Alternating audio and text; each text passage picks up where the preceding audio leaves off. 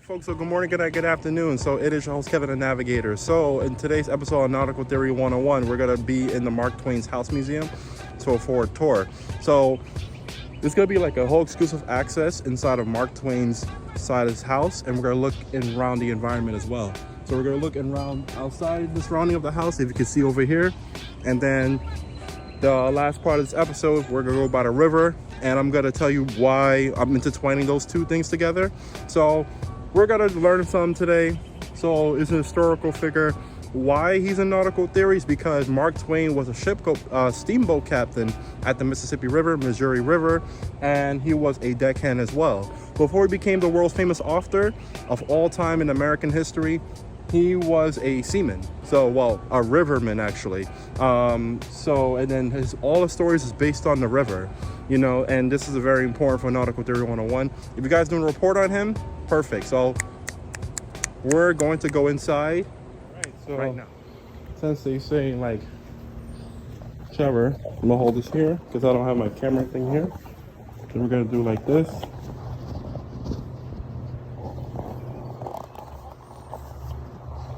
Gonna hold it like this. The door.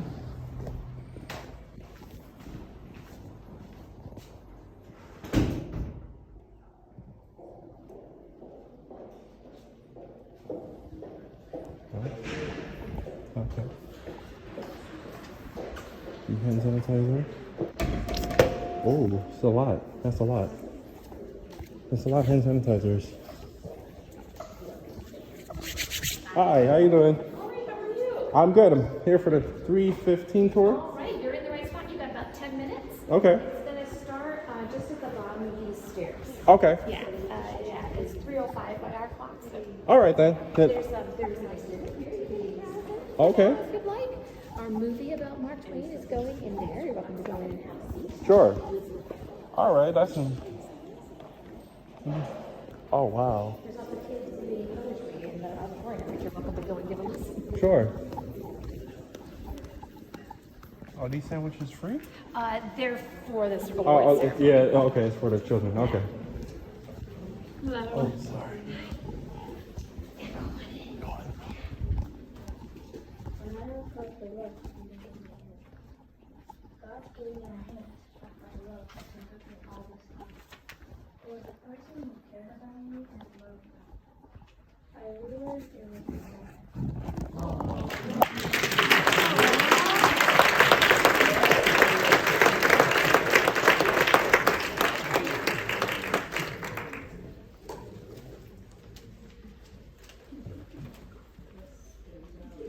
Our third place winner for this category is Adam Luke.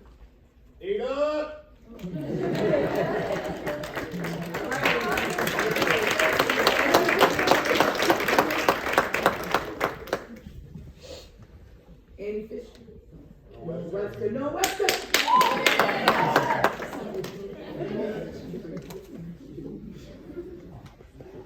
A storm blows.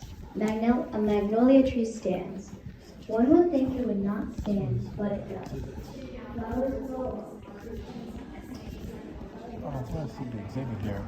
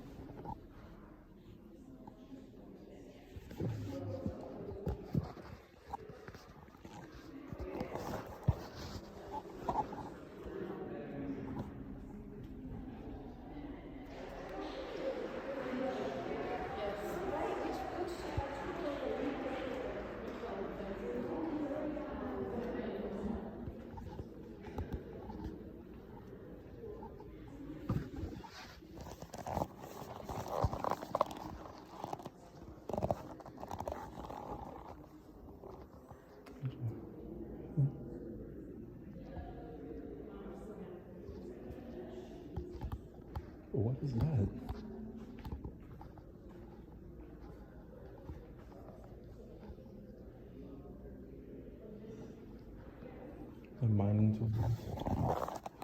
Remind me of the Henry Huttleston Museum. That's what I'm on with.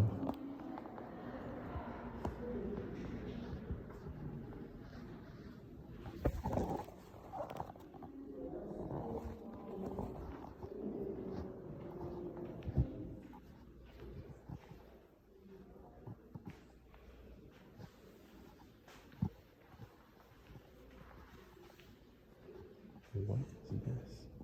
What is this, a computer? Why is that?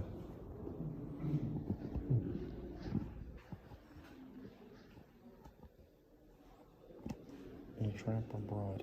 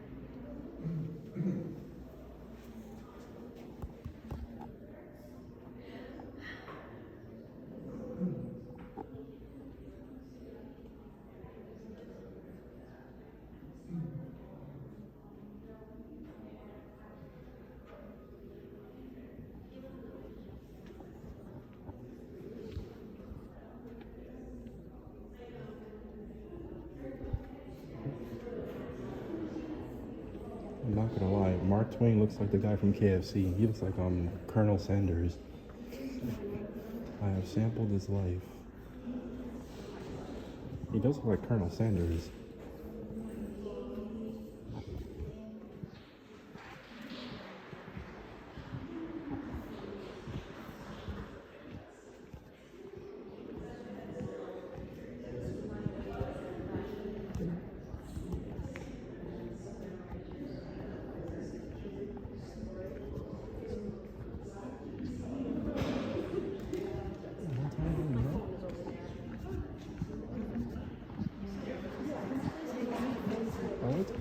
No, actually. Oh, that's right here.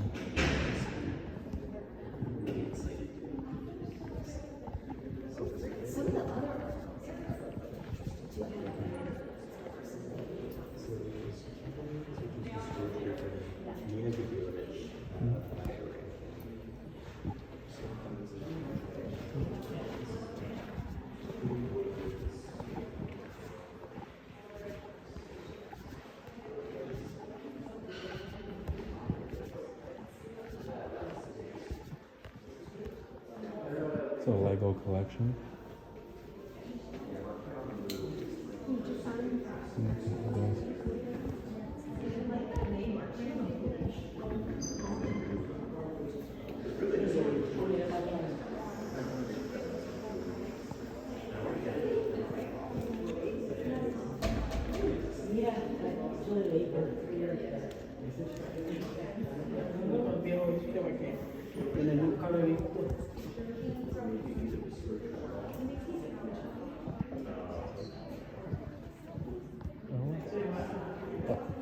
You know what time is it now?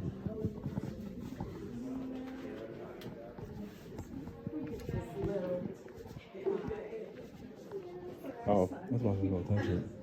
How old is he?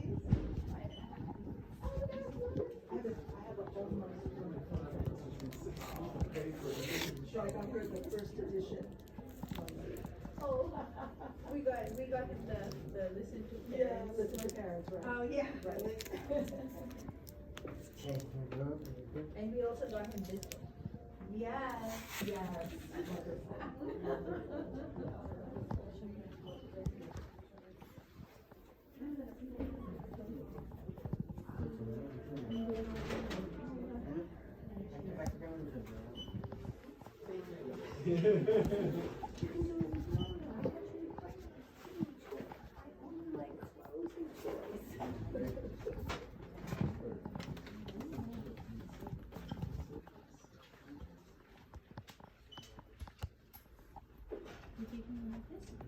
Real art project Douglas at the Whaling Museum.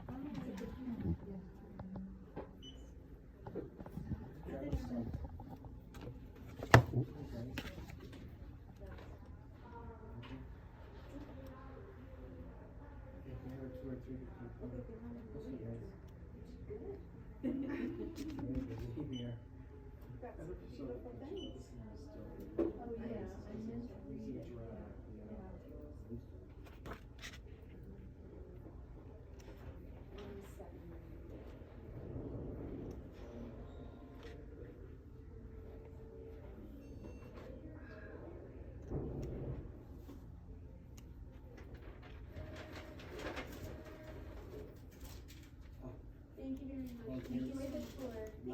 Thank you, President. You too.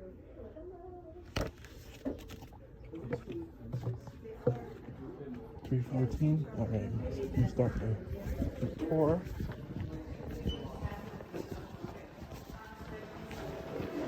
Oh, it's 3:15.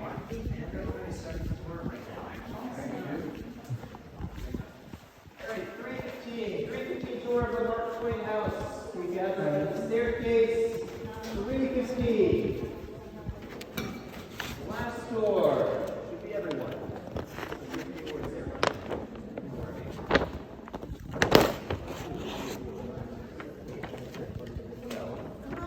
Coming.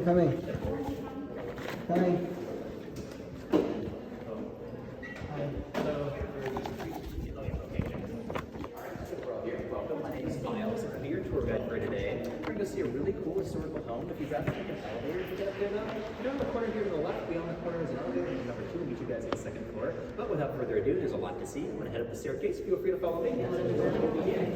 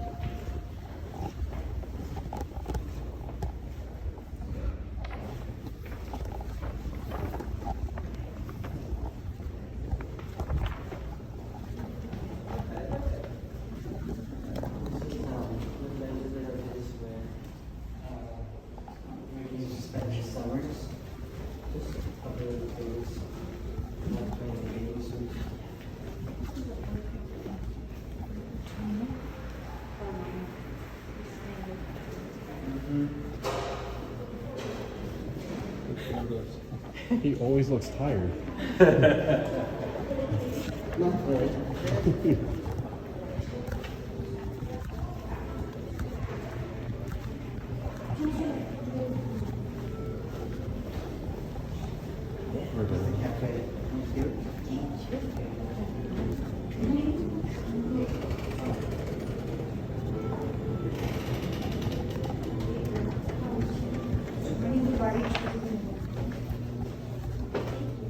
Thank you.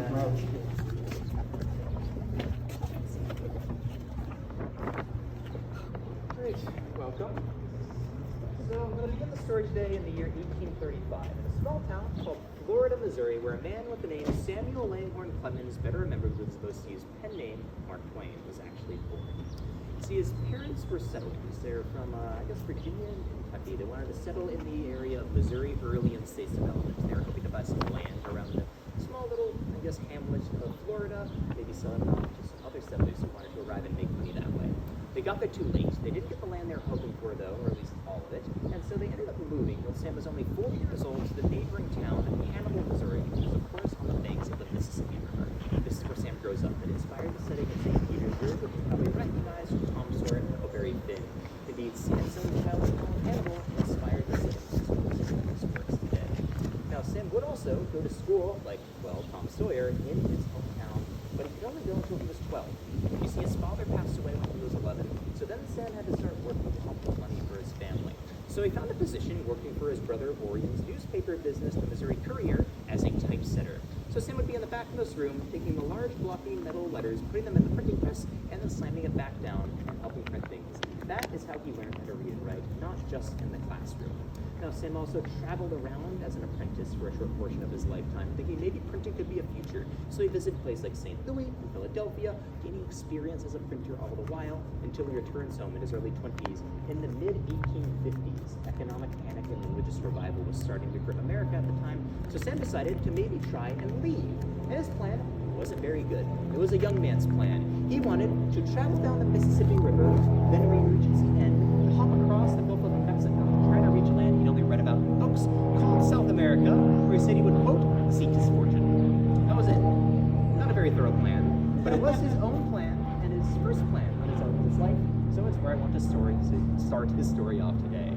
Now let's jump ahead 2 decades, 20 whole years, and look at this building right behind me. This is not Mark Twain's house in Hartford. It's his carriage house in Hartford, where the horses that pulled the carriage itself, and the sleigh for when it snowed outside would all be stored. All these were stored, though, on the right half of the building. The left half was a bit different.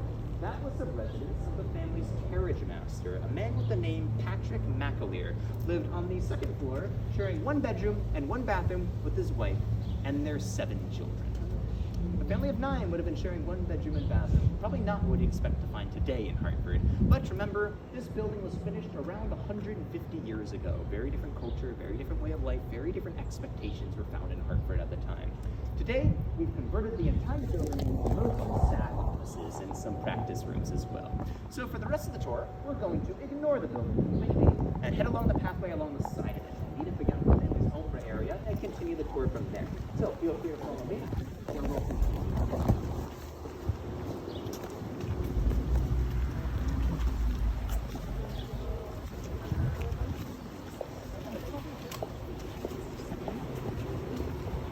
What's that? Yeah.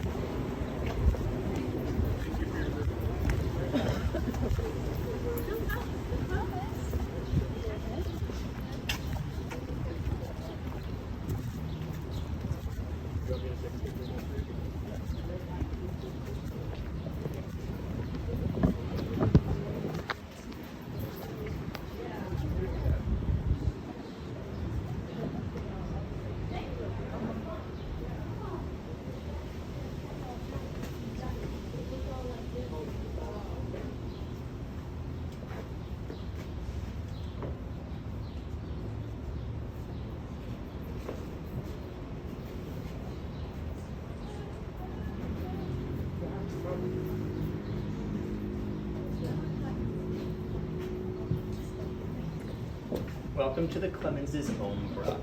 You'd probably call this a porch if it was on your own house today. They would have called it their ombra. It's basically a porch, just a fancy Italian word that means shade or shadow that they called it. So you can call it a porch if you'd rather, but I'm going to call it an ombra over here. This is where they would spend nice days like today, socializing with their family and friends they had in their community. So the Clemenses would have lived in a small, tight-knit community of maybe only 70 or so houses called the Nook Farms. Nook Farms was, I would say, the wealthiest community per capita in the entire United States following the Civil War. It was a self-described artist colony. It was made up of, I'll tell you how it begun. So it started with 2 prominent lawyers who purchased up all the land around here, John Hooker and Francis Gillette. John Hooker was one of the founders of Connecticut's brand new Republican Party, and Francis Gillette was a senator to Washington before he was almost lynched by a pro-slavery mob. Then he decided to retire, for maybe obvious reasons, and then settled this area with like-minded, more socially liberal folk of the time period, which included the Clemens family, who we're talking about right now, but also over to my left is, of course, the Harriet Beecher Stowe Center. Her family was also members of the Nook Farms community. Other authors lived here as well, with names like Bret Harte or Charles Dudley Warner, editors who worked for them, publishers as well, a couple of reverends, and a deacon or two was thrown in to rag the community. And I also want to point out, from our perspective today, as modern people, Nook Farms is best described as a gated community. one you had to apply to be a member of, and if you didn't know John Hooker or Francis Gillette or were friends with one of the other tenants here, it'd be rather difficult to secure a home here in the Nook Farms community. Now let's go back to the story of Sam. When we left him, he was only in his early 20s, traveling down the Mississippi, hoping one day he will reach South America. I think you know, this doesn't end up happening. Sam changes his mind along the trip. He loved the Mississippi too much. He couldn't bring himself to leave. So he decided to spend the next half decade of his life, ferrying people and things up and down the river, aboard riverboats, and he couldn't imagine doing anything else. But then, two tragedies struck at once. His brother Henry, another pilot on another riverboat, was struck in a boiler explosion, and this kills him. This makes Sam start to second guess his choice of career path like he might be expecting, but while he's doing so, the southern states of America secede from the Union and they kick off the American Civil War. This turns the Mississippi into the most heavily contested war zone on the continent, so Sam decides it's a good time to look for new jobs outside of the war zone. So he turns to family again. The brother he used to work for as a printing boy, right? His name was Orion Clemens. He owned the newspaper business. He landed a very good job. He was then the secretary for the governor of the new territory of Nevada.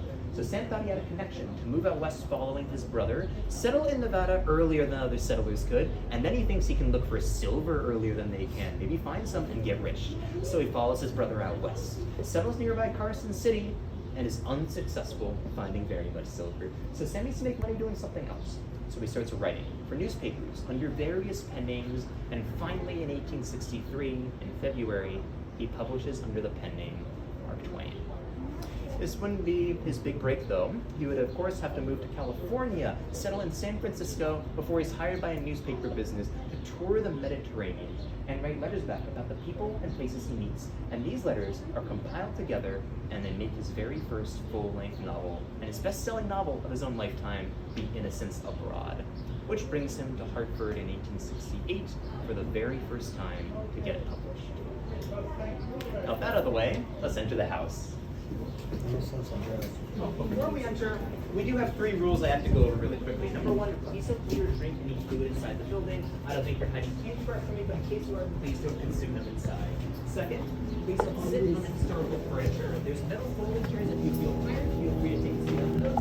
Don't sit on the stone pieces of furniture. And last but not least, no photos or videos are allowed inside of the building.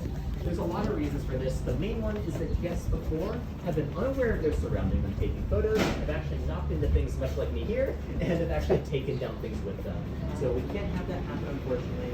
For that reason, we can't do that. I'm very sorry. Other than that, I hope you have a very good Wisteria. And have a great time here. Oh, Wisteria. See, they have a wisteria premise like you. Mama, bigyan siya ang kasi. At sabihin ko rin ito, alam mo, actually, we do.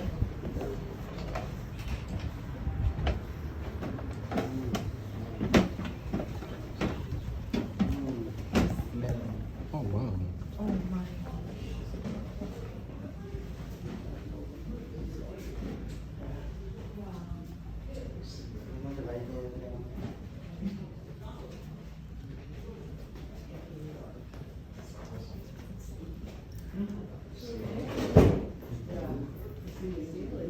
So the house began construction back in 1873. It took a single year to construct and finish in 1874. The architect was named Edward Tuckerman Potter, a man well known for churches and cathedrals in his career. If you look at the ceiling, you might have guessed just as much. It looks like it could be inspired by the vaulting techniques that were on the ceilings of cathedrals in New England of the time period.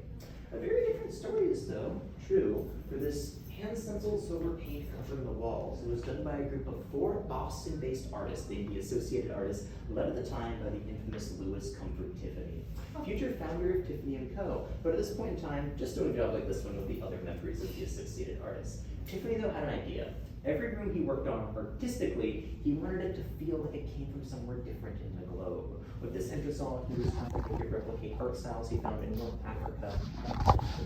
And he went about this in some unique ways. I'm going to point out the tools he was using so you know why he did what he did. The first thing I'm going to show you is this metal grate in the floor which is all surrounding. So this is here because the house features a rather new invention, central gas heating. Very new, and of course, expensive to have installed. So Sam decided after he spent all this money on the new invention to put the first grate in the middle of his entrance hall so that you, the guests, would enter, notice it promptly, and realize he was rather wealthy and able to afford the brand new invention.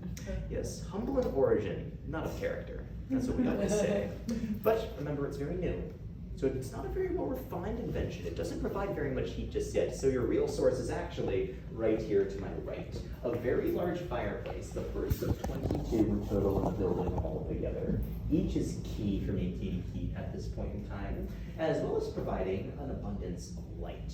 I'm sure you've noticed it's rather dim in here compared to your own houses today, even though we have all of these fixtures. Well, that's because Sam and his family didn't have access to these electrical light bulbs we're using today. They would have only had gas bulbs. So what we've chosen to do is dim our lights down to the level we believe the gas lighting would give off so you can appreciate everything under that level of light. You'll have to imagine for yourselves the flickering effect and probably the smell as well. Now Tiffany, though, he took this into account when he made the art for the room. He believed that this hand-stenciled silver paint on the walls with this low level of light and flickering of the gas lamps would appear to shimmer and maybe look like faux mother of pearl inlaid into the wood. That was his hope. Whether or not he was successful, will be up to you guys to determine for yourselves. So, and if you have any questions, feel free to ask me. We're just in a large group, so I might not get to everyone before we move on. Does it seem brighter here on Sunday? Yes, I would say so. A lot of the light let in from just the Because there's not windows, much window. and of course the window you see here right above the fireplace, let plenty of light as well. Any other questions? So, quick question: how does this central heating turn on? Is there like a basement you pull a I lever? believe it was in the basement that they had their storage as well. We don't take groups to the basement today, so I actually haven't been down there at all. Okay. But only living history groups to go down there, and I would assume that yeah, you'd be able to find something there as well. Okay, yeah. With the follow-up question, like if when Mark Twain and the family was here and it was cold, so I'm assuming they went down the basement and just. The warmest part of the house was actually in their library. There's this little alcove area right next to the fireplace that was notorious for being a really warm place in the home to read especially as well. So they mainly spent time in there, and also the guest room here as well, as that was known to be warm. Okay. Any other questions? This one's been interesting. This is a travel stipend year. I believe so. I wanted to say it was also Iran as well. So the area around that was in here. We wanted to capture a more Middle Eastern idea here. So we have this one here. I think it was called Persian Sultan was the name. But also we have a market in Cairo over here as well. And I'm not sure exactly which one this is, but it has a very, I guess, they thought of as a long at the time. It was very liberal. Yes, he was liberal for the time period, I would say. Any other questions? Oh, this is nice. All right, well, let's move on to the next room. We're going to go through this doorway here on my left here, or we can go through this one on my right. Either one will work, and we'll talk about the drawing room.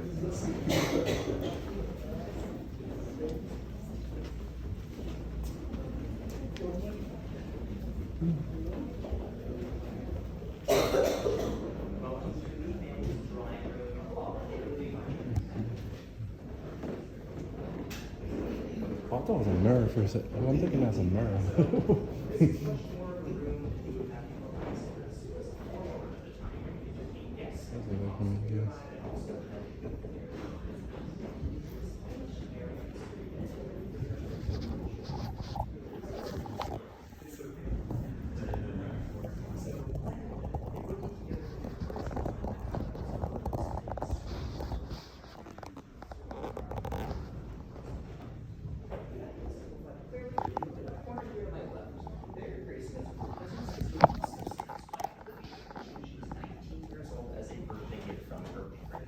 Showing particularly, this is her area of the home.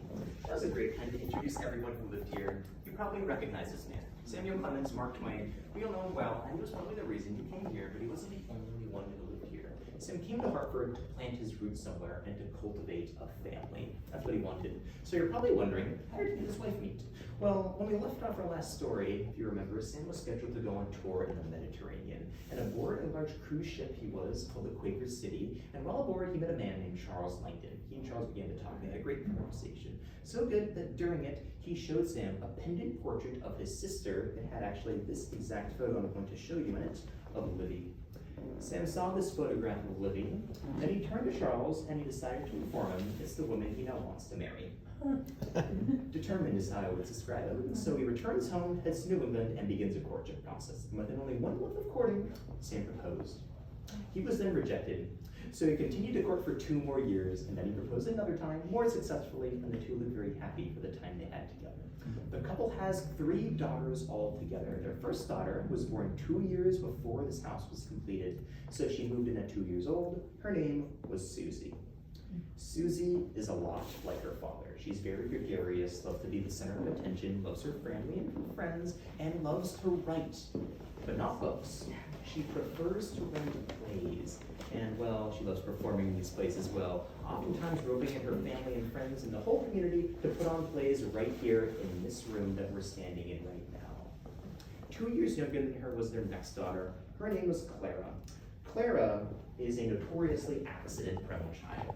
She gets in, for example, a bad toboggan accident where she wrapped her leg around an oak tree and nearly required an amputation. There's another occasion where she was found crawling on a 6-story balcony window far above a marble floor below, and the last time I'll tell you is that she was found on a crib that was too close to the fireplace and had actually caught on fire and singed all of her hair off, getting snatched up by Rosina Hay, their tutor.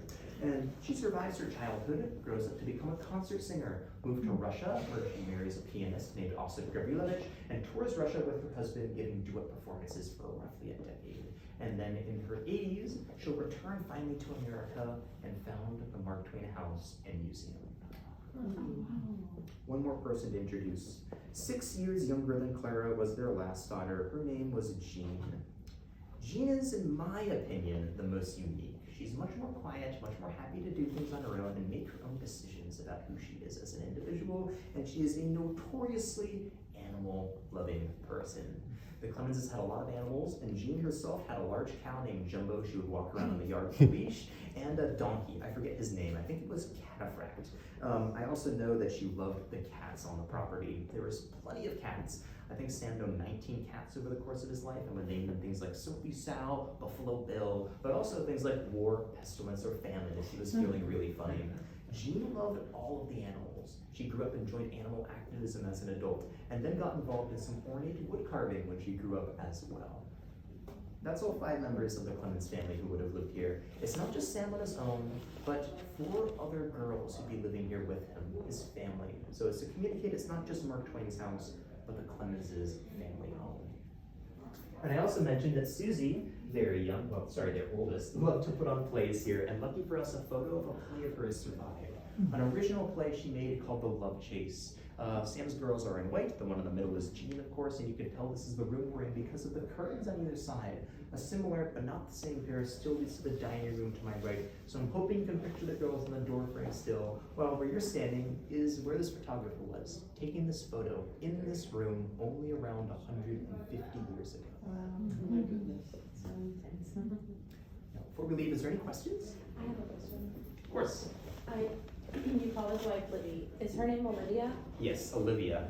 So, my daughter's name is Olivia, and we call her Libby, but I never knew that. That is really funny. Yeah. So Olivia's mother's name is also Olivia, so that's why we call her Livy as opposed to Olivia. It's really funny. They weren't very creative with names. Any other questions? This one right here. This one was their music box. So it was used to store a lot of different things. It's original to the family, but it was mostly used for music pieces they would actually play on the piano or perform out loud. Oh, so it doesn't play music? No, it's a storage, music storage box. Any other questions? All right, well, if there's none, feel free to head into the dining room that I gestured to before, and we'll continue the tour and talk about mealtime with the family. Did he play the piano too? Sam did play a bit of the piano, but it was more of a bonding experience, so between him and Clara, his daughter, who was really, really into music. Okay. And that's the actual piano that they have? No, so this is the same make and model, but it's not the exact Steinway they would have had in this room. Their original piano we have is on the second floor, but not this one. Okay. Oh yeah? Welcome to the dining room. We have it currently set up for Easter. That's why the eggs are on the table. And I'd always point out that actually the silverware is completely original. You can make out the Langdon family name, the family name that Sam married into on the handle if you look hard enough. Meals were multi-course and quite lavish. Clara said in her diary they would have 4 dinner parties every single week, and these would cost their family around $200 in groceries every week. Today, maybe $2,000 to $3,000. They would have very lavish meals, like I said, multi-course with things like Tuscan chicken with creamed potatoes, but dessert was, well, things you would recognize, like strawberries with cream, very common, but the girls' favorite that they always begged for was ice cream. That was what they craved. But their ice cream was always served molded, like into shapes, into things like birds or flowers or other very fancy objects. And they could do this because, well, they were paying people to make their meals for them. They had servants. And they would work in rooms not like this one, but in this one beyond the curtain called the butler's pantry. Feel free to take a quick peek inside. Just don't actually enter the room itself. It has a low ceiling, bland walls, not a lot of wallpaper. Inside, the family's head butler, a man with the name George Griffin, will be tasked with waiting inside to receive food that be passed through a hole in the wall we won't be able to see from where we'll be standing. Then he would take the food, move it to a certain dish, and carry it out with his assistants for the table to enjoy. I imagine a bit different from how we prepare food in our own homes today, but believe it or not, at this time in American history, in this part of our country, for a family of this wealth, it's not an uncommon conclusion for your home's design. But there's plenty of other interesting parts of the dining room I love discussing next, this sideboard particularly. So, during the year of the home's construction, Sam's wife, Livy, took the measurements of the alcove here and brought it up to Boston. Then she commissioned for the construction of the sideboard here and asked for 2 different styles of art. For the top half, what she requested was a quote-unquote Greek revival style, that's what she called it. And on the bottom half, well, she requested something that she decided to call a quote Oriental Japanese-esque style, creating this very odd-looking sideboard for modern audiences that many people have said have conflicting styles of art on it. And it's my job to tell you now, Olivia would have disagreed with you. She thought they were, quote, complementary styles of art to one another, and she loved how they looked on this piece together, but many modern audiences do not, and they're, well, not in agreement with her. So I'll say, if you disagree, you're in the majority today. Did anyone see the butler's pantry that wanted to see it? It's a really cool area, and if people didn't get the chance, I highly suggest it. But if we're ready, we can move to the library next. Feel free to head inside. I'll be right behind you guys, and we'll talk about my own personal favorite This room. looks like it lifts up. Is that where they stored the silverware? Actually, no. So this used to be a spinet, right? Type of piano instrument, and Livy had purchased it and converted it into this display case you see here in front of you. Oh, okay. So it's just something that she converted on her own in order to make it look like this. Okay, I do thank have you. a question. Is that one of Mark Twain's daughters in the real portrait version? Actually, no. So this is just a piece called Girl Eating Jam. It's about a girl eating jam. If Sam had his girls dressed up, they'd be much more dressed up, much more postured. They'd be looking more formal. Okay. But yes, that's mainly you can tell. Any other questions? Where is the kitchen? It's in the servants' wing of the household. We visited the house on the tour, but it's not actually connected to the family side. Oh.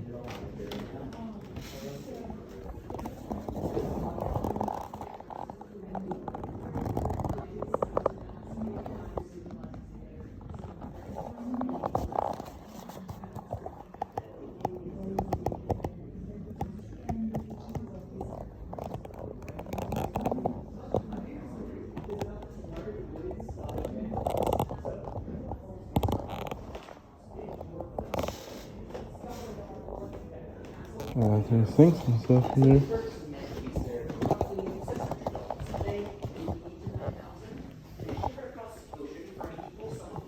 It arrives, they start to install it, and they realize it doesn't fit above their fireplace. So they need a solution. What they do is they install most of it. This is most of it, you see it there today. And then they took the very top portion and they chopped it off.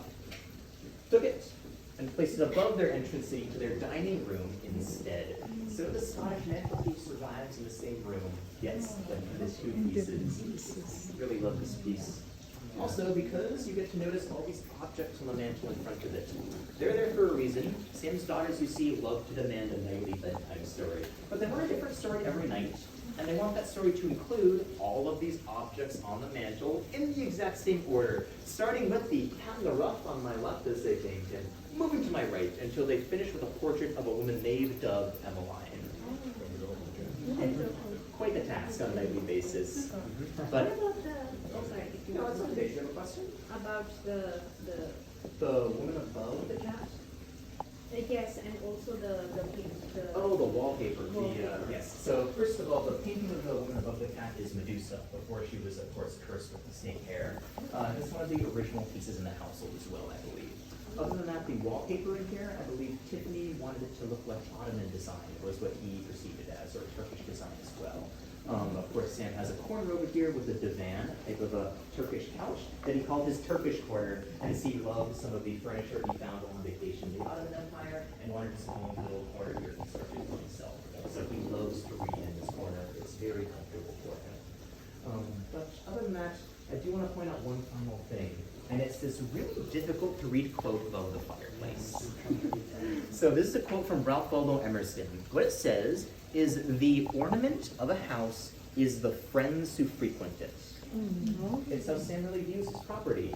Well, he thinks the whole place here is his own. So he thinks he should be allowed to share it with whoever he wants to share it with, whether it's for one of his daughter's plays, or one of his dinner parties, or one of the 2 or 3 seances he ends up holding here. Any and every reason, really any excuse Sam comes up with to bring people here and share that home with him, he hates, and he loves being able to do so. And this quote, I think, really helps you with that. And I'm going to wrap up the room and talk about the conservatory here on my left.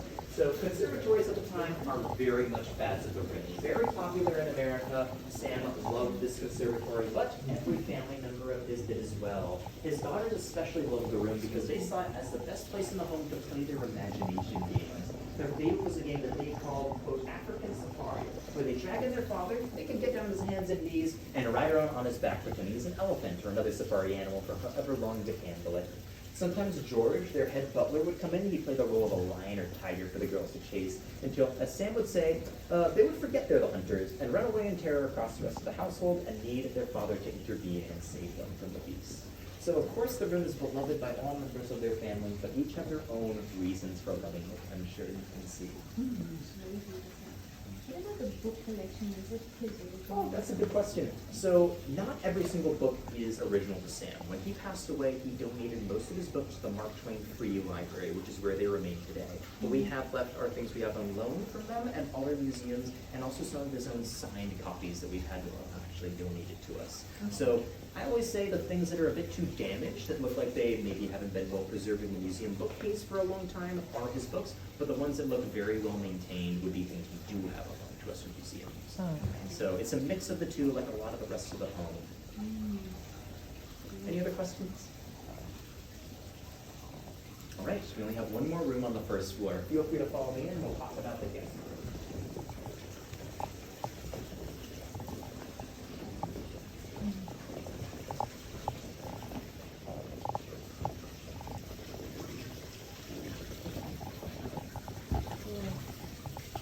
Wow, look at the roof, where they do it.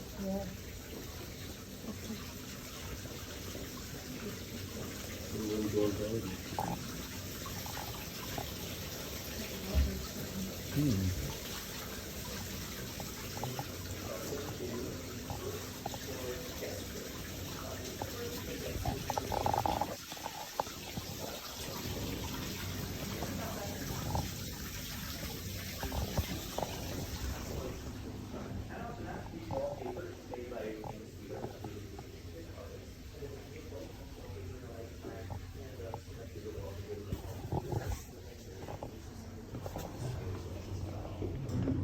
We also have a conjoined bathroom with running hot and cold water, very unusual for the time, and a conjoined changing room, making your stay very luxurious indeed. And the cherry on top of your stay would probably be this metal piece in the wall. It's called a speaking tube. The idea is you can flick it open, speak inside, and your voice would echo, carry through the tube length, and re-emerge in the kitchen, where hopefully a servant will be waiting to meet you with whatever you had just requested. There was room service in the Clemens' house. This tube runs all the way to the kitchen. It would have run across the household into the kitchen itself. Is it possible you could demonstrate how it works? I wish. So unfortunately, when we redesigned the home, a lot of the tubing was removed from the walls because we needed to make room for sprinklers and things like that. I wish they worked though. I've tried and they didn't. It's a shame. Is this a replica of the wallpaper, or is It is restored, so it's not the original one that was here. It is a restoration of what was probably here when they designed it. We don't actually know if she chose this wallpaper, but we know she chose a design she never made available to the public, and she chose a design herself, and this satisfies both of those criteria. Any other questions? Can you tell us about the outfit? Yeah, so the outfit on the bed is a replica of one of Susie's costumes, one of her outfits from her parents' books that she turned into a play, Prince and the Pauper. So this isn't the exact one, but it's a replica to show you that this is where she did her costume changes. This was her green room. So when she put on performances, it was no longer a guest room, but very much her backstage. Any other questions?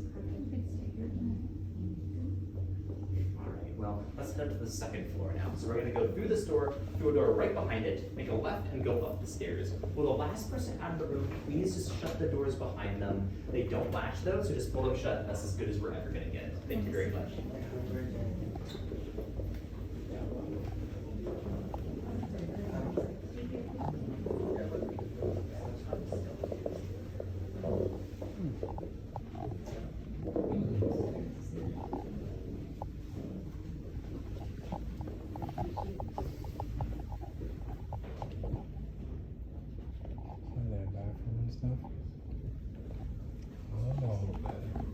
There's a bathroom right here.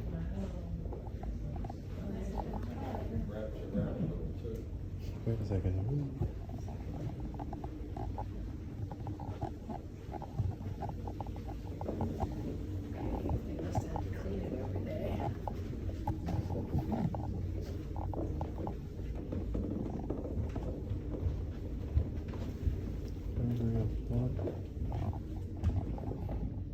It's a nice bathtub here. So is there a toilet right here?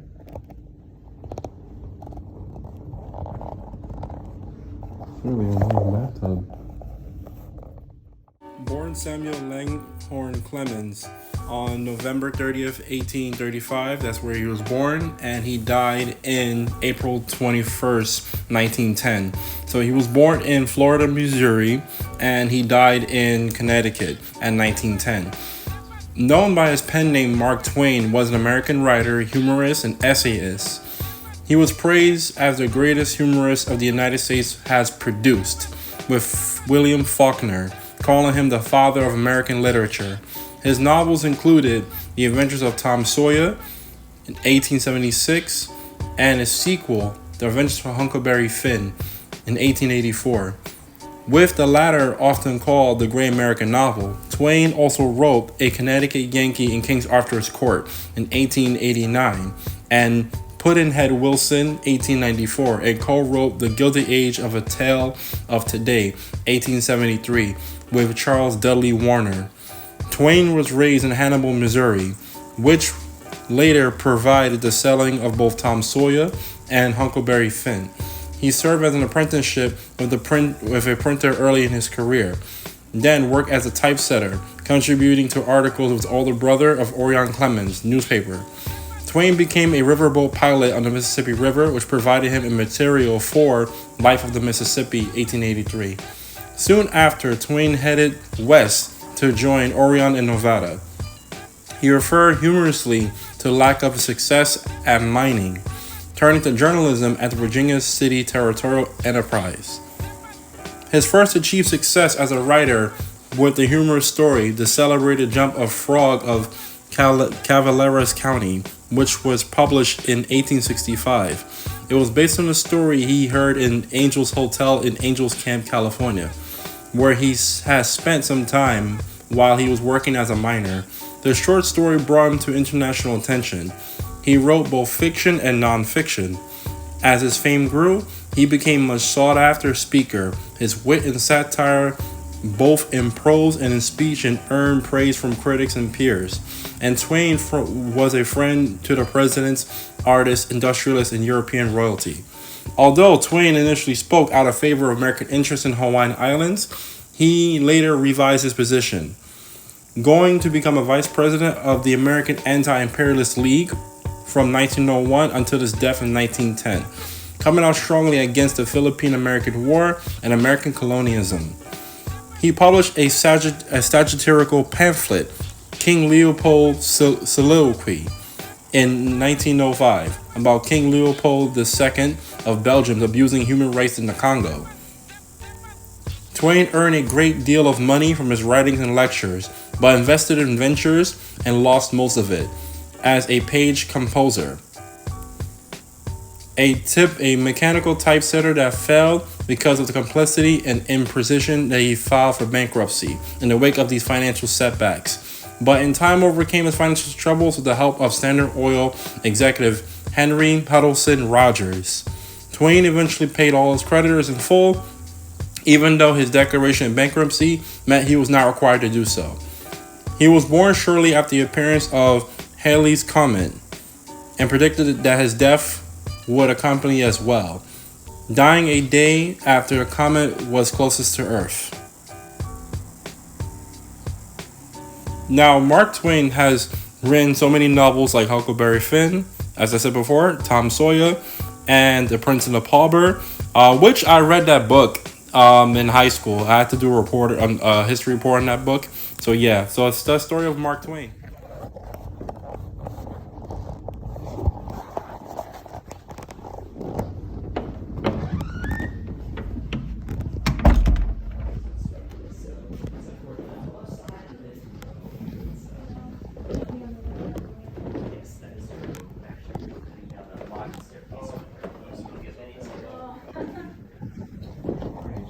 Welcome to the second floor. There's definitely more private areas up here, so the spring family would live downstairs is never showing off, I like to say. The first thing I want to point out is a bit of unrestored wallpaper, though. You can only see it inside the alcove area here to my right. If you enter it and then turn to face me and look up and to the left, I'm sure you can see a bit of unrestored wallpaper that we've left here. I'm just going to point it out here. It's right up over here. So if you wanted to see what the whole house looked like in the 50s and 60s when you got a hold of it and recreated the for what we're doing today, that is probably the closest that you will get. There were 3 layers of wallpaper over it, one by the city, one by a family named the Thistles, and one by either the public library or housing rooms, depending on where in the house we are. All that was torn away, that is what was left, and is the main source we used to recreate the house as you see it today.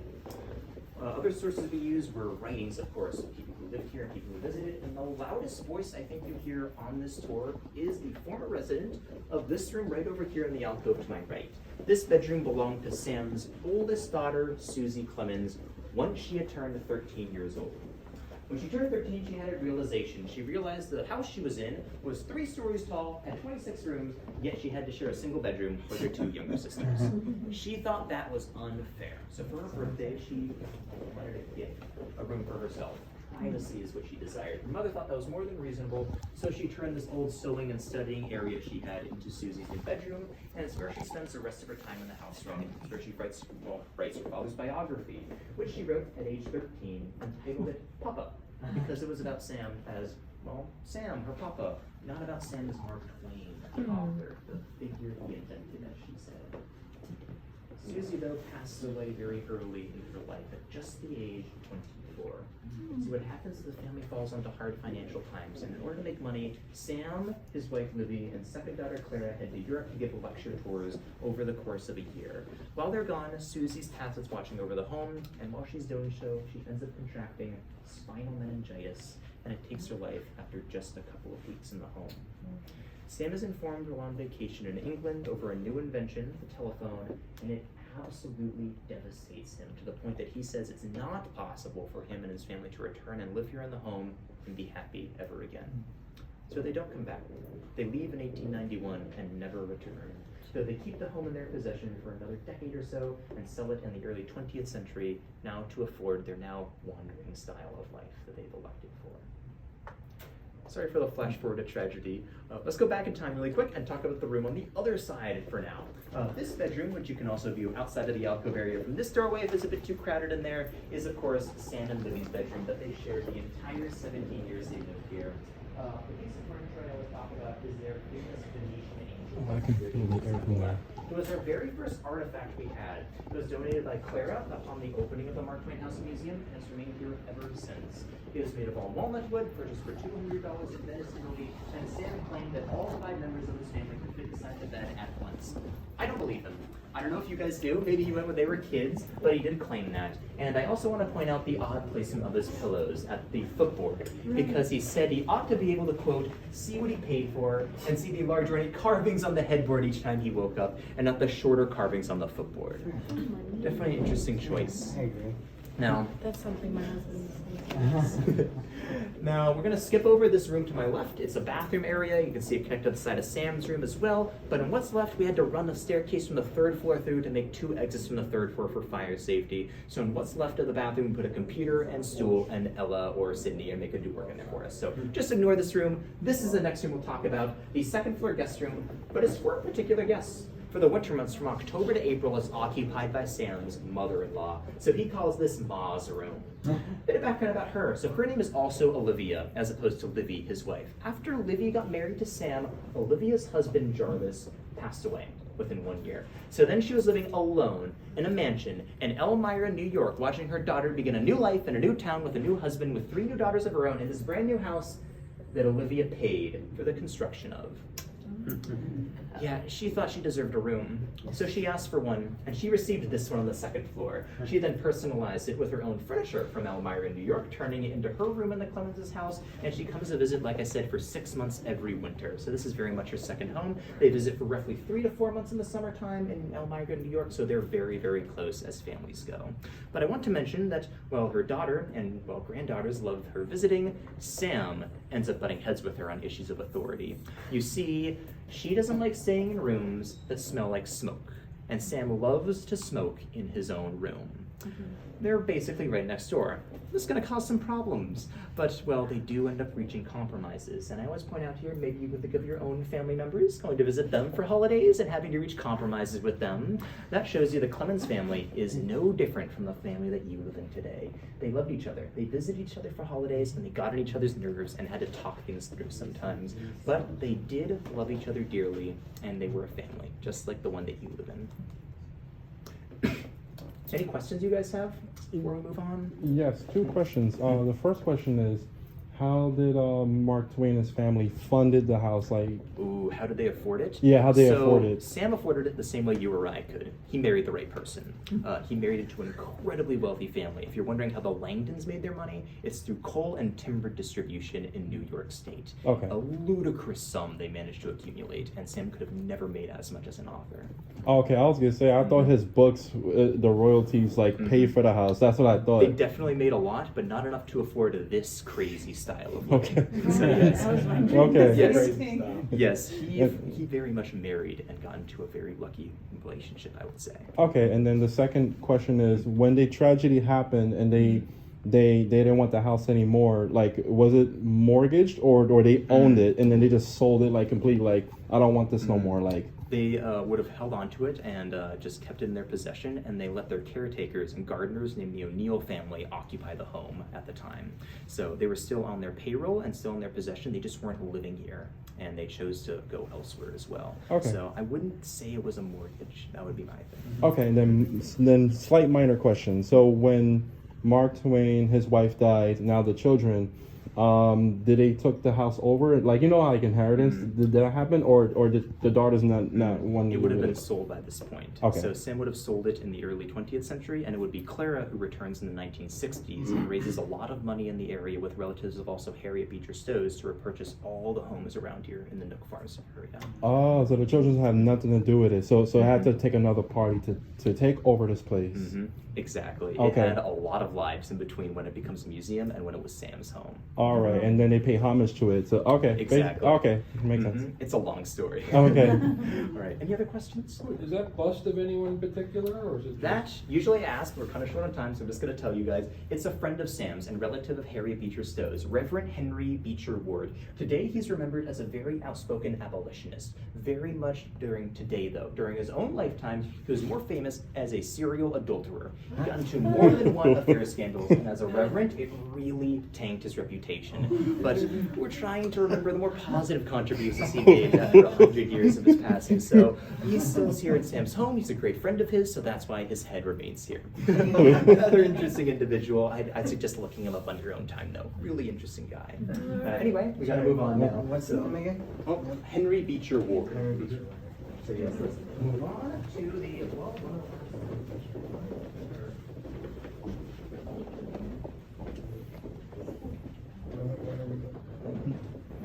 That's the mother-in-law's bed. Oh, I think that was his. That's his bed. Oh, okay. Otherwise I could put. I think if it was her family, you'd think he could smoke outside. You can walk in here? Oh, okay. This is nice. Oh my goodness. Probably wrote me here. You got some bird exhibits here too for bird watchers.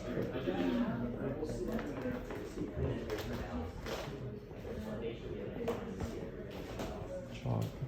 Little library.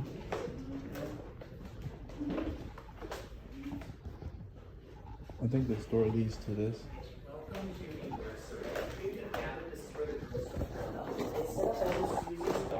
That's the name. One here for Claire, one here for Jean. But even when Susie was here, there was sometimes another girl here with them, a fourth girl, but she wouldn't be spending the night. She'd be here when they woke up and when they went to bed. Their tutor and their governess, a German immigrant with the name Rosina Hay. And being a German immigrant, Rosina taught her lessons to the girls, especially in the language of German. And the girls hated this. They didn't like it one bit, especially Clara. She came to her father one day and said, quote, "I hate God for making Rosina be born German." She didn't like learning the language very clearly. So her father recognized this, and for the next year, he sat with them and learned German with them. Sam took German together with his girls, and he struggled more than they did. And then after the year was over, he didn't re-enroll, but he did write a rather infamous essay titled The Awful German Language. It's really funny. It's only a page and a half long. It's really, really good. I think you should all read it. But getting besides the point, I think the best part of the girls' room is their wallpaper. If you look at it, you'll realize it's based off a nursery rhyme, one we call A Froggy Goes to Courtin', about a frog and a mouse who want to get married, and they're opposed by this duck and a dastardly pair of cats. On the eve of their wedding, you see, when they're saying their vows, the pair of cats appear and they eat them. That's the end of the tale. A morbid fairy tale for sure, but at the time when Walt Disney hasn't purchased them all just yet, a lot more of them are morbid like this. They're still, though, taught to children. They're meant to teach life lessons, you see. And not every life lesson is very happy to learn. This one, I think, is that life can be not just unfair, but also unpredictable and sometimes even cruel. There's one last thing to share, something you probably recognize already, so I pointed out one earlier in the home. It's right next to the girl's bed right here. Another speaking tube, and this one was the most important because it's enchanted with magic. None of you believe me. The magic only works in December. So when the sun sets on December 1st, the speaking tube in the kitchen actually retracts back underneath the earth and then extends for miles in the north until it reemerges, you guessed it, in the North Pole. That way, of course, the girls can flip this open and speak directly to St. Nicholas right above their bed. Very convenient. Because apparently the only other way to contact him is a handwritten letter written in German, because apparently Santa can only read German according to Rosina Hay, which is very important as this tube allows you to bypass it. We only have one last room to see. Sorry, I would take questions, but these ones are kind of close together, so I'd just like to move on very quickly to the last room.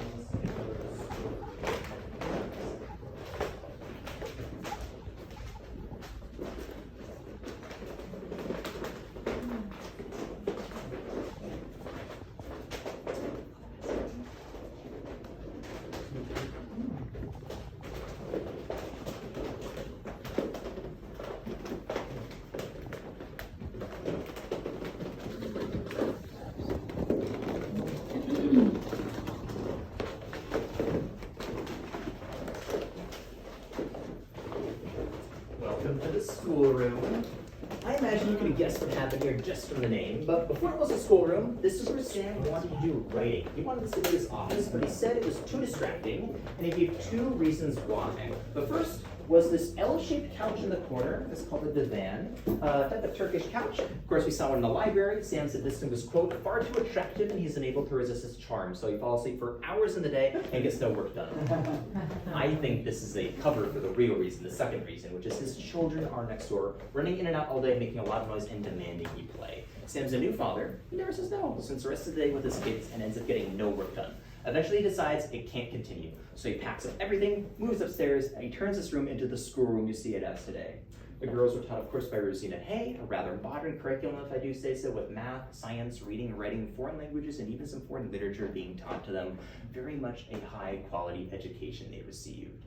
Now though, I'm going to go over the tale of the Clemenses after they leave the home so we have closure on what happens to the family. After Susie passes and the family leaves the home, they broadly spend the rest of their time as wanderers, bouncing from Corey Farms, a location in Elmira, New York, owned by Susan Crane, a relative of Livy's, and any and every other place they possibly could think would be a potential place to settle. For example, pretty much every single country in Western Europe, as well as other ones. For example, they go to Cape Town in South Africa and don't like it after a week there, then head back up to New York and continue the loop they're going on again. The whole time they're moving, Livy's health is deteriorating. She's having more and more issues with her heart especially, until in 1904, on a visit to Florence, Italy, her heart will fail and ultimately lead to the second tragedy that befalls Sam. Not the last one though. You see, ever since she turned 15 years old, Jean, their youngest daughter, has been diagnosed with epilepsy, a very misunderstood condition. The medical community at the time believes an epileptic seizure is more or less the result of an overly stressful or exciting situation. So they reason perhaps you can remove people from these situations and prevent what they think to be preventable seizures. The way they do this is through isolation in sanitariums and cottage houses. This means from roughly the ages of 15 to 24 years old, Jean spends all of her time in these sanitariums and cottage houses, getting very infrequent visits from her family and her friends, and almost no other contact except for staff. Today, this is clearly not how we treat epilepsy, but at the time I want to point out it was cutting-edge medical science, and it was the way her parents were taught their daughter could live the happiest, healthiest, and most fulfilling life she possibly could. Jean's symptoms do start to alleviate after roughly a decade of institutionalization. She's then reincorporated to family life, and then purchases Sam's final home together with him, Stormfield, located in Reading, Connecticut, where tragedy starts for the final time. On Christmas Eve in 1909, Jean took a bath, suffered a seizure, and was discovered the following morning already passed away, likely after drowning. This is the final blow Sam was dealt in his life. It was the final entry of his own autobiography. A short chapter titled The Death of Jean is how it concludes. 4 months after writing this, in April of 1910, Samuel Clemens passed away at the age of 74 and a half in his Stormfield home, and in the same bed we saw earlier on our tour. Wow. Any questions, things to clarify, or that I left out, feel free to ask or let me know. Where did you write? Like, you obviously wrote, I think you wrote Huckleberry Finn in this house. Yes. And So some other. visiting the third floor after this, and he did most of his writing in the third floor on his own little, I guess you'd call it a man cave. He has his own little area in the corner that he'd spend from maybe 11 o'clock in the morning to 5 o'clock in the evening, held up and writing all the time in there. So we'll be seeing that next, of course, if there isn't any other questions. No? Okay. You guys can head up the staircase to the third and final floor, and I'll be right behind you, and we'll wrap it up pretty quickly. Go ahead. Yeah, go ahead. I'll help her. Oh, okay. Thank you. They are real. They were ornamental displays, were very really? popular at the time. They ended up endangering a lot of the birds, which only drives up demand after the government bans them, because isn't it cool to own something made by your brother? Subway. Pass them in on the right there if you want to. Okay, you sure? Not a bird life, unfortunately. If you want to be, though, that would be cool. But Cleaner than a subway.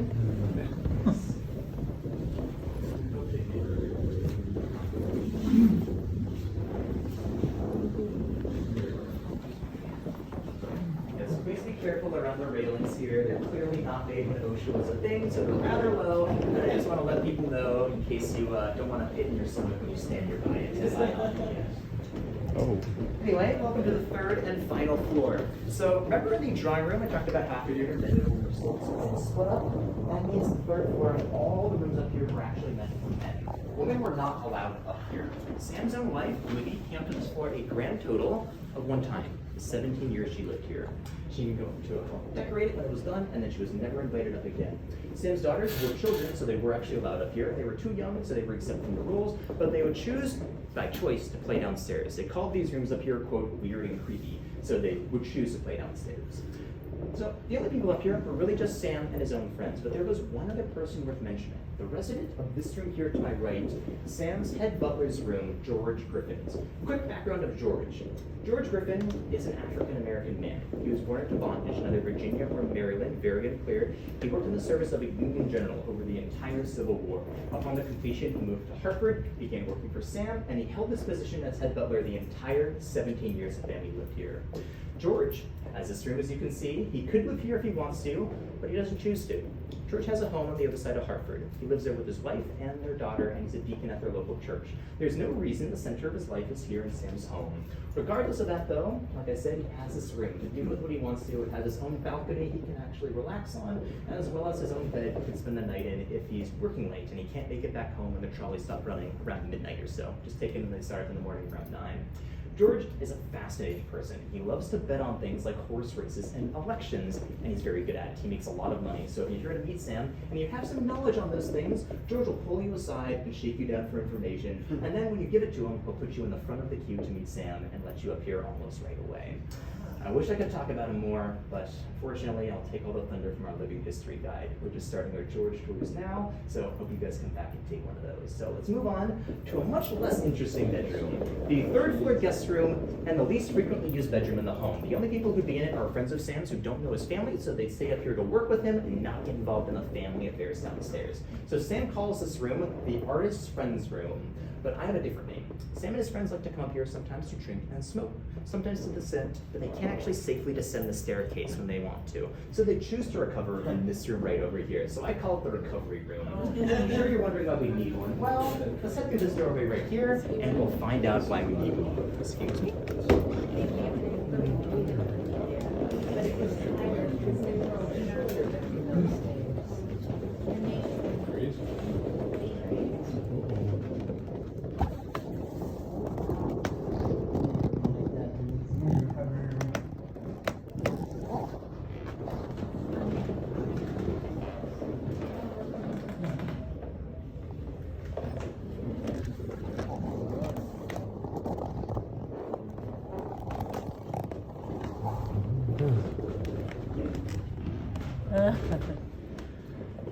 Good thing I asked that question. I was like, I know the books was best selling, but like, Yeah. you couldn't afford all of this. Right, no, it's true. Well, Francis, the moment he was born, he dedicated his whole room to his favorite game. He began by putting pool cues and balls on the ceiling, and then he added some unique window decor. These are 2 slabs of marble. They've been inscribed with the year of the house's completion, 1874, and Sam's 3 favorite activities to do here. Pool cues and balls to my right, as well as vessels for smoking tobacco and drinking alcohol from to my left. His 3 favorite activities, even more when friends are here too. But he has one more thing he loves to do here. Write. The thing we remember him for. Originally, he wanted to get to work right here at the central desk, but he claimed he was still distracted. How could he focus, he argued. Every time he got tired and exhausted of work, he'd look up and he'd see his favorite game. How could he stop himself, he'd said. He'd stand up and he'd play one round, and then another, and then another, and another, and suddenly the day has ended, so he needs another solution to save himself. What he would do is Sam would put this table in the corner, take 2 chairs, make him face the walls, and in this corner, facing the wall, Sam would actually end up writing The Adventures of Tom Sawyer, The Adventures of Huckleberry Finn, The Connecticut King Caribou's Fort, Prince and the Pauper, Life on the Mississippi, and these are only 5. 5 books that are foundational to American literature today. 5 books that are probably taught to you in school. And 5 books that you now know were written in the corner of this room by a man who was forcing himself to do his job and write and not play his favorite game at the exact same time. How much has really changed in the world of writing in the last 150 years? Maybe not as much as we thought. Writers are still struggling with distractions and creativity. Sam did as well, but he didn't have a bonus. He was his own boss. He didn't have anyone bossing him around, and there'd only be one person who'd ever interrupt him in this room. His butler, actually, George. She wasn't allowed up here, remember? So George would arrive at the door, and then he would tell Sam someone's here to meet him, but if Sam didn't want to meet that person, he had a plan. What he would do is take his pipe and tobacco and head to the balcony area. Then he'd tell George to head back downstairs and inform the person he's oh so sorry that Mr. Clemens is currently stepped out of the house right now and not able to talk. Sam would then wait on the balcony, watch the person walk all the way down to the road, and then he'd feel safe and secure, re-enter his home and begin working once again. Being your own boss has its benefits, I would say. Really? That's it? Now I have one more thing to show you guys in this room. And it's something I'm sure you'll recognize already. I pointed out 2 earlier in the home. One last one I have to show you, the final speaking tube. There's 3 altogether. Just want you to know where the 3rd one is, just for Sam and his friends here. But we're also headed to the other end of the speaking tubes right now. We're gonna wrap up in the servants area. So if there aren't any questions. All right, we're gonna head out this door, make a left, and then go through this former bathroom area.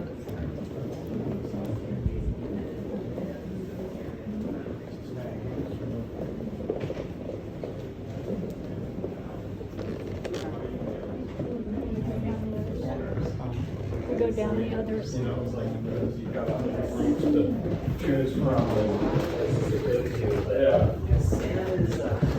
He would always go up there, close the door, and he would say that he wanted to not be bothered by any company. Yeah. A very easily distracted individual. Right. And it's funny. In a lot of Paige Leary's writings, she talks about that the family is always being practiced. They love being running a separate field of an And so then they would pretty much go upstairs and drink there for the entire day and show back up at 5 o'clock. Yeah. So they would say that was the schedule, unless it was in the summertime, and then time off. This was very much his day-to-day routine. Wow. It was wake up at 10, get downstairs, and get breakfast at 11, go upstairs to the 3rd floor, and disappear for like 5 or 6 hours. Yeah, right. Well, he got a lot done. Definitely. I do have a question. Like Mark Twain, before he became a writer, what was his occupation before he was a writer? Right. So Sam, he mainly just, well, he wrote for newspapers, but he was a riverboat pilot, right, on the Mississippi River. That was the main thing he did as a young man until he traveled across the country looking for fortune with his brother and was unsuccessful and had to start writing to support himself. Okay. Anyway, rest of the tour is all your guys'. Feel free to head into the kitchen and explore this area, the servants area, and what time we have remaining, maybe around 5 or so minutes. So you guys can head inside and just, like I said, explore at your own pace. Nothing should be tying you to me. I'm just going to open this little laminated booklet we have to a menu in case you're wondering the type of food you'd be served at a Clemens dinner party. Other than that, feel free to flip throughout the book. We have pictures of people who worked here in the house itself in historic time, and that's all for you guys to flip through on your own time. Other than that, just come to me if you have any questions and explore the servants area at your own pace, and let me know if you would like to leave. I can always let you out. Okay. So that's the ice box. Yep, this would be their ice box. Yep, that would be their oven. The Cyrus Carpenters and Co. It has a work oven right here in the front, that oven at the top, 6 stovetop burners, and the optional column chamber right here. But also these pipes actually kind of natural gas. So very, very.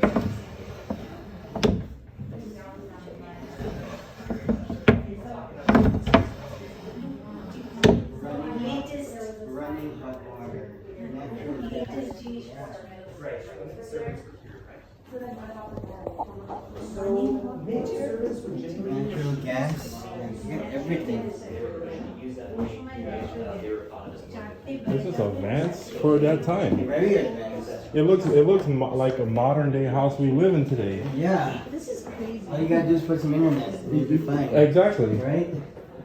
Some internet and some TV and that's it. It looks like a modern house. Yeah, it does. Looking back.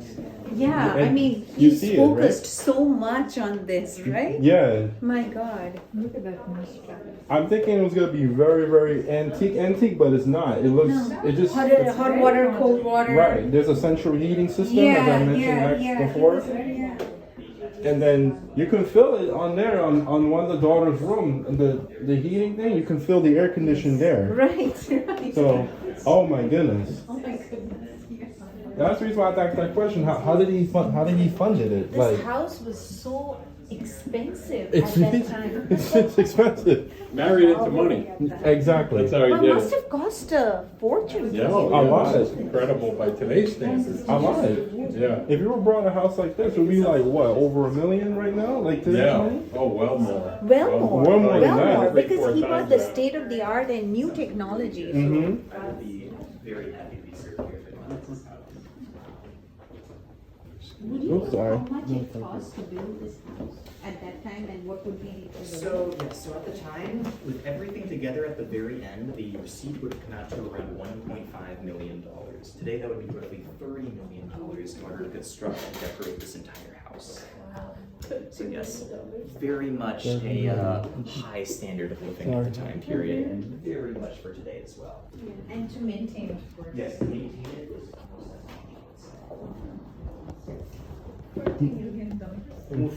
And I figured because it's how many acres is this land is? Actually, the land was really just the house, believe it or not. Sam didn't purchase very much property beyond just the little hilltop that he was standing on right now. Okay. He purchased the land, and then he left to go give lectures, and he let his wife pretty much decide everything about the home for him. Oh, okay. So you only had this part of the land, not the whole thing. The Yes. whole. Oh, okay. Exactly. Because I was gonna say, if it's today's money standard, what about the outside maintenance too? That's Exactly. another fee. Yes, yes, they managed to skirt that very easily. They just purchased a little property around here, and then also the garage area, and that would have been it. Well, I guess barn, not garage. Okay. All right, any other questions? Any final thoughts you guys have before we have to leave in 30 seconds?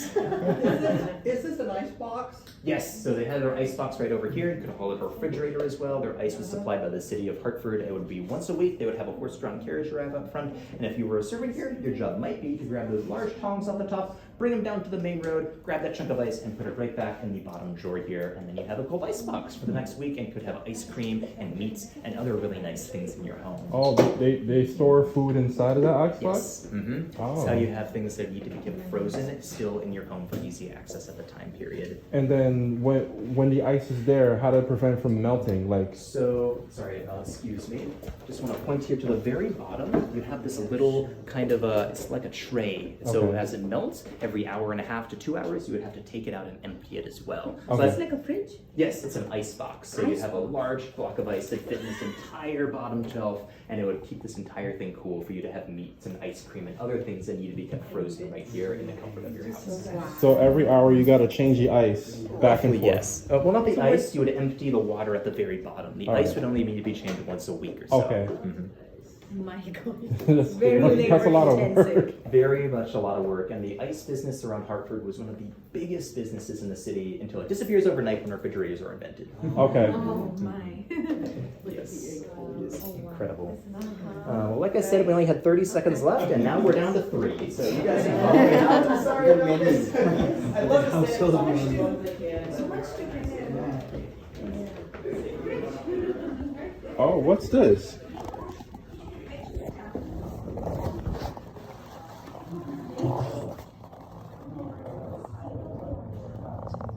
Chicken in here. There's a lot of that. This house is expensive.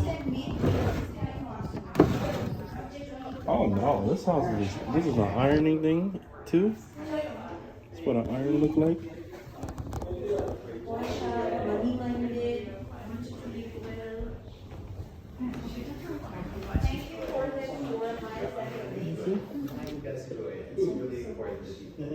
Thank you for coming. So glad you liked it. Thank you for coming. Oh wow. Okay. All right.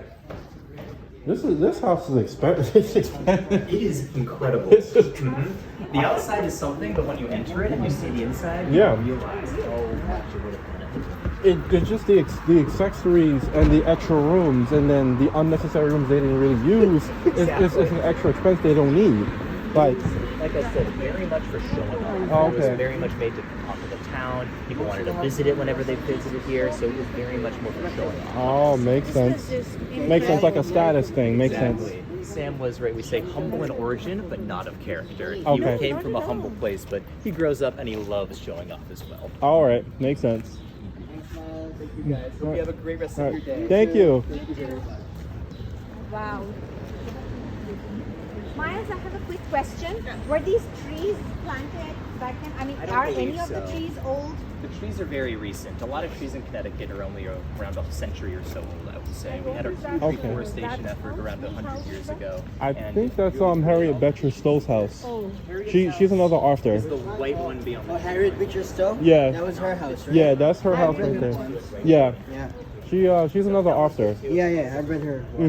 I read a book in high school. They made me do it for homework. Yeah. Yeah, Have a great rest of your day. And they're having this I think. center. Yeah, Harriet's house is there Is that one. apparently. This one. yeah, this no, one. not this one. The one next to it. It's a white house. Yeah. Oh, okay, the White House. Okay. So this is probably the center. That's probably her real house over there. Yeah. This is the carriage drive.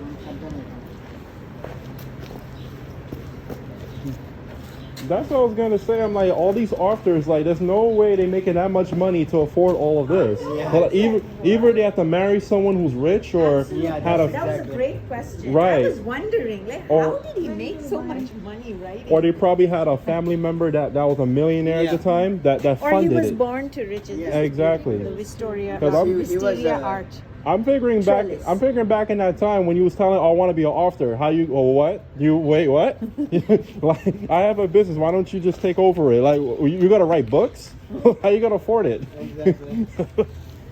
Like, yeah, if you make money out of it when it's best selling, but how much time before that one runs out? Yeah, whose house did this was? This was the carriage. এখানে carriage থাকতো। এখানে ঘোড়া থাকতো, ঘোড়া বাড়ি, মামা বললাম না, My goodness, this is amazing. This is the angle I wanted. Maybe you and I should take a picture. Mama will take a picture of us. And then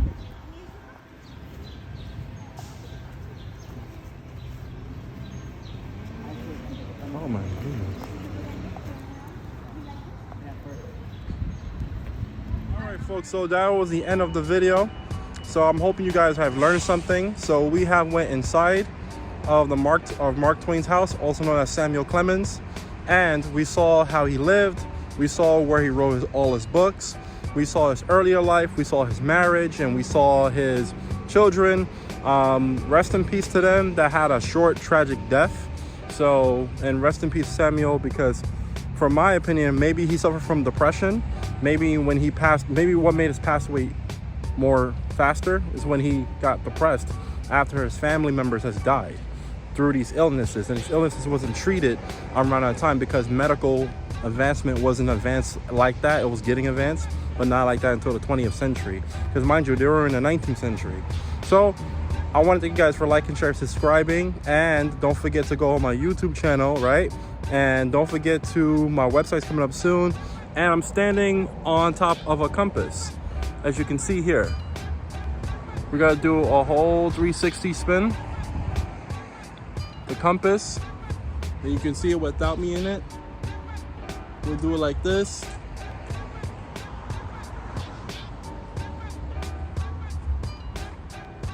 All right. You see the center of it, of course. All right, folks. So, I'm hoping you guys learned something. And behind me, really, well, in front of me, behind this camera, there's a big river over there. So I was gonna film in a river, but the next episode I'll film in a river because it'll be repetitive when I keep doing that. So yeah, like I said, guys, I'm hoping you guys like, share, subscribe, and my website's coming up soon. More content coming up soon. I'm hoping you like the tour of the Mark Twain's house and the history biography of Mark Twain and how he impacted on American literature and American history as well. So I'll see you guys later.